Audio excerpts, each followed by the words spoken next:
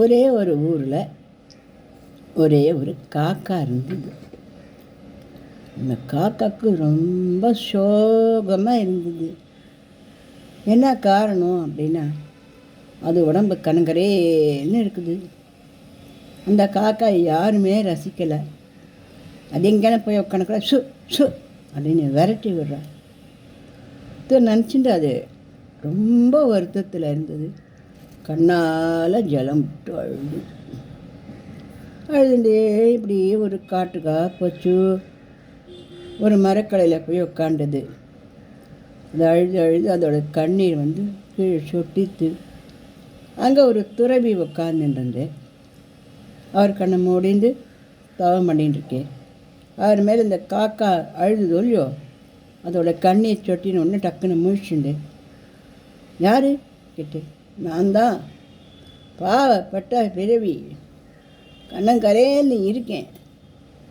இந்த உலகத்தில் யாருக்குமே நான் பிடிக்கலை. ஏன் எனக்கே என்ன பிடிக்கல. நான் உயிர் வாழவே விரும்பலை.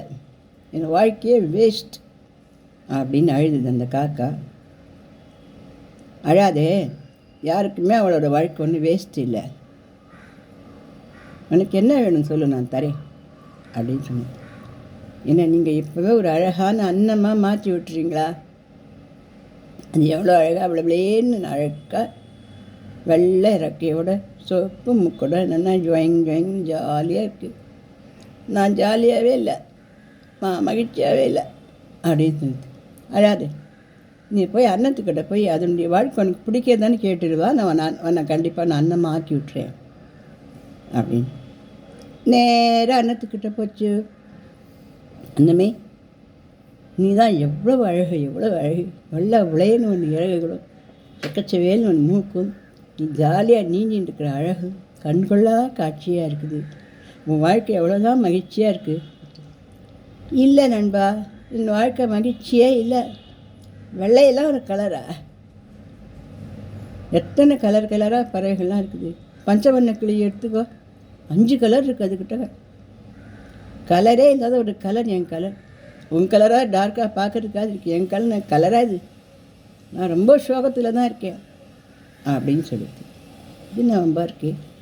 அப்போ பஞ்சவர்ண கிளி ரொம்ப அழகு, பஞ்சவர்ண கிளி 5 கலரில் இருக்குது அப்படின்னு சந்தோஷமாக போய் ஒரு ஜூ வச்சு அங்கே ஒரு பஞ்சவர்ண கிளி அந்த கூண்டில் உட்காந்துட்டு இருந்தது. பஞ்சவர்ண கிளி, நீ தான் எவ்வளோ அழகாக இருக்குது, எத்தனை கலர் உன் மேலே இருக்குது, உன்னை எல்லாரும் பார்த்து பார்த்து ரசிக்கிறாளே, ஆஹா நீ ரொம்ப மகிழ்ச்சியாக இருக்கியா கேட்டது. இல்லை நண்பா, நான் எப்படி மகிழ்ச்சியாக இருக்க முடியும்? எனக்கு ஏற்ற உணவும் இங்கே கிடைக்கல. சந்தோஷமாக பறக்கக்கூடிய சுபாவமுடைய எனக்கு இந்த கூண்டில் போட்டு கட்டி போட்டிருக்கு. எப்படி நான் சந்தோஷமாக இருக்கேன்னு நினைக்கிறேன் நீ? நான் ரொம்ப வருத்தத்தில் இருக்கேன் அப்படின்னு சொல்லிட்டு, இது என்னடா கன்றாவியாக இருக்குது அப்படின்னு சொல்லிட்டு, அப்போ எந்த பறவை தான் சந்தோஷமாக இருக்கணும் தெரியுமா அப்படின்னு கேட்டது. தெரியுமே, மயில். மயில் ரொம்ப சந்தோஷமாக இருக்கு. இந்த ஜூவிலேயே ஒரு கூண்டில் மயில் போட்டிருக்கு. அதை சுற்றி எவ்வளோ பேர் ஆடி பாடி கொண்டாடி சந்தோஷமாக சிரித்து மகிழ்ந்து கை தட்டுறா தெரியுமா? 6 கட்டமாக இருக்குது. கூண்டுக்கிட்ட போய் பாரு. தேனி காக்கா பறந்து அந்த மயில் கூண்டுக்கிட்ட போச்சு. அந்த பஞ்சவர்ணக்கிளி சொன்னது ரைட்டு தான். எல்லோரும் அந்த மயிலை பாட்டு ஆடுறா, பாடுறா, கொண்டாடுறா, பாராட்டுறா, ஆஹா முருகனோட வாகனம்ன்றா, எவ்வளோ அழகாக தொகை இருக்குது பாருன்னு சொல்கிறா. கண்கொள்ளா காட்சியாக அந்த மயிலும் ஆடின்னு இருக்குது. எல்லோரும் போனப்புறம் அந்த காக்கா போய் அந்த மயில்கிட்ட, உனக்கு தான் எவ்வளோ பாராட்டு, உனக்கு தான் எவ்வளோ பத்திரம், உனக்கு தான் எவ்வளோ அழகு. பகவான் ஏன் ஒருத்தரை மட்டும் வசதியாக்கிறா, ஒருத்தரை மட்டும் ஒரு மோசமாக வைக்கிறா? கரையில் இருக்கிற என் உருவம் எங்கே? இன்னும் பட்டாசு மாதிரியாக விரிஞ்சு ஆடுற உன்னுடைய தோகையும் உன்னுடைய வடிவமும் எங்கே? நீ ரொம்ப மகிழ்ச்சியான பறவையாக இருக்க, எனக்கு ரொம்ப சந்தோஷம் கேட்டு. நானா மகிழ்ச்சியாக இருக்கேண்ணா?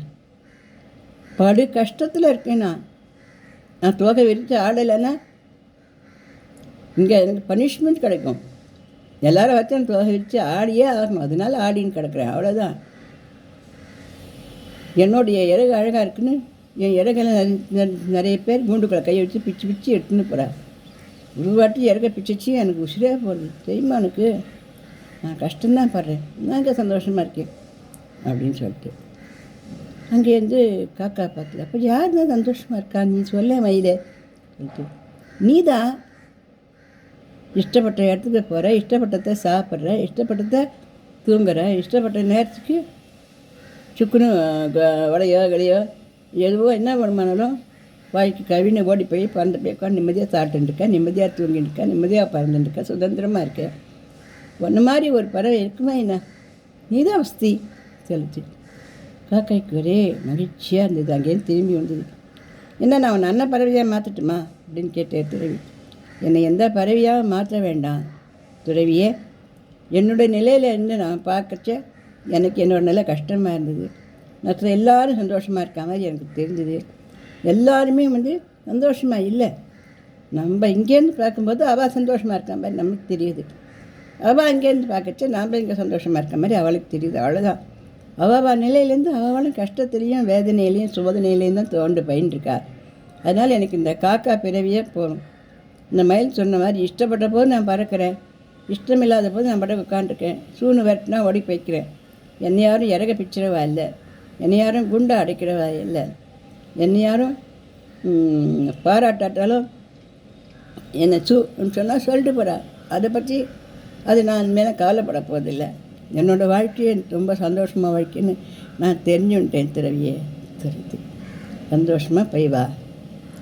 நாம் எந்த நிலையில் எந்த வாழ்க்கையில் எந்த நிலையில் இருக்குமோ அதுதான் நிஜமான சந்தோஷம்.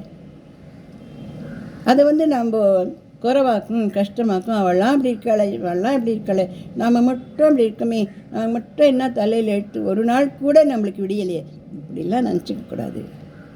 அவளுக்கு எப்போ விடியணும்னு இருக்கோ அந்த நேரத்தில் கடவுள் அந்த விடியல் ஏற்படுத்தி கொடுப்பார்.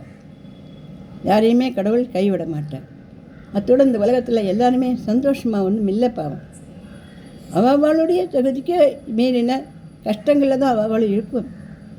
அதன் எதிர்நீச்சல் போட்டு அவளும் சமாளித்து சிரித்த மாதிரி வச்சுன்னு போயின்ற கலைவழியை அவளுக்குள்ளேயும் ஆயிரம் கஷ்டங்களும் வேதனைகளையும் தாண்டி எதிர்நீச்சல் போடப்படி தான் எல்லாருமே இருக்கா. அதில் யாருமே குறைவான வாழை இல்லை, யாருமே அப்படியே சுகபோகத்தில் திளைச்சின்னு இருக்கிறவாளும் இல்லை. உலகத்தில் எல்லாரும் ஒன்று தான்.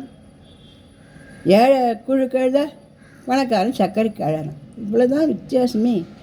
யாரும் சுகபோகத்தில் திளைச்சின்னு இல்லை, யாரும் பெரிய மகிழ்ச்சியில் தத்தளிச்சிடு அப்படியெல்லாம் இல்லை. அதனால் ஒத்தரை பார்த்து ஒருத்தர் நம்ம குறைவோ நம்ம நிறைவோ நம்ம எடை போட்டுக்க வேண்டிய அவசியம் இல்லை. எல்லாரும் ஒன்று தான். இறைவனுடைய கொடையும் கீழே நம்ம எல்லாரும் ஒன்று தான். இதை தெரிஞ்சு ஒருத்தருக்கு ஒருத்தர் உதவியாக இருந்தது, ஒருத்தருக்கு ஒருத்தர் ஆதரவாக இருந்து அன்பாக இருந்துட்டு அன்புங்கிற அந்த ஒரு கோட்டம் கீழே நம்ம எல்லாரும் ஒரு தாய் மக்கள் நாம் என்போம், ஒன்றே எங்கள் வாழ்வென்போம், இறைவன் ஒருவன் தான் என்போம், சமரசம் எங்கள் வாழ்வென்போம், வாழ்க வாழ்க வாழ்க வாழ்க அப்படிங்கிற மாதிரியே எல்லாரும் சகோதரத்துவமாக எல்லாரும் ஒருத்தர் அன்போடு அவளுக்கு கிடச்சிருக்கிற வாழ்க்கையை மகிழ்ச்சியோடு வாழலாமா. இந்த பதிவை பிடிச்சிருந்ததுன்னா லைக் பண்ணுங்கள், ஷேர் பண்ணுங்கள், சப்ஸ்கிரிப்ஷன் கொடுங்க. நன்றி, வணக்கம்.